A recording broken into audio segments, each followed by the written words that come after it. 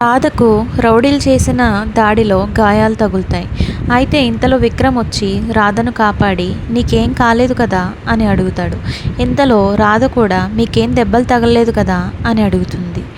రాధను ఇక్కడ ఎక్కువసేపు ఉంచితే ప్రమాదమని రాధను అక్కడి నుంచి తీసుకువెళ్ళిపోతాడు విక్రమ్.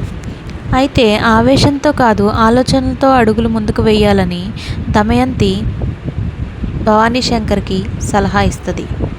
ముందు రాధని విక్రమ్ని విడగొడతాను, ఆ తర్వాత రాధ పని చెప్తాను.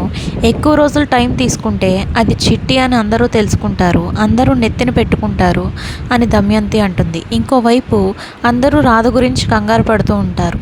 లేచిన వేళ మంచిది, అందుకే ప్రమాదం నుంచి తప్పించుకుంది అని వసుంధర అంటుంది.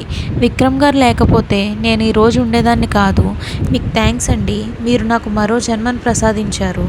థ్యాంక్ యూ వెరీ మచ్ అంటుండగా, అయినా వాడికి థ్యాంక్స్ చెప్తావేంటమ్మా, ఆలికి అన్నం పెట్టడం ఊరికి ఉపకారం చేసినట్టు కాదు అని పెద్దలన్నట్టు కాపాడుకోవడం నీ భర్తగా బాధ్యత కదమ్మా అని వసుంధర అంటుంటే, ఇంతలో నందగోపాల్ కరెక్ట్గా చెప్పారు, ఈ బాధ్యతను వాడు సక్రమంగా నిర్వర్తించాడు. ప్రాణానికి తెగించి వాడి భార్యను వాడే కాపాడుకున్నాడు. విక్కీ, భర్త అంటే నీలా ఉండాలిరా అని నందగోపాల్ విక్రమ్తో అంటాడు. ఇంతలో రామచంద్ర అసలు ఎవరు రాధా మీద హత్యా ప్రయత్నం చేసుంటారు అని అడుగుతుండగా అందరూ ఆలోచనలో పడతారు. చీమకు కూడా అపకారం చేయని రాధను ఎవరు చంపాలని చూసుంటారు? అమ్మ రాధా, నీకెవరి మీదైనా అనుమానంగా ఉందా అని రామచంద్ర రాధను అడిగితే, లేదు గురూజీ అని సమాధానమిస్తుంది. నాకెవరి మీద అనుమానం లేదు, నా మీద అటాక్ చేసిన వాళ్ళు ఎవరో కూడా నాకు తెలీదు, ఎందుకలా చేశారో నాకు ఇంకా అర్థం కావట్లేదు అని రాధ చెప్తుంటే నందగోపాల్, ఏదో ఒక కారణం చేయకుండా వాళ్ళు అలా చెయ్యరమ్మా, వాళ్ళకు సంబంధించిన రహస్యం ఏదో నీ దగ్గర ఉండుంటుంది.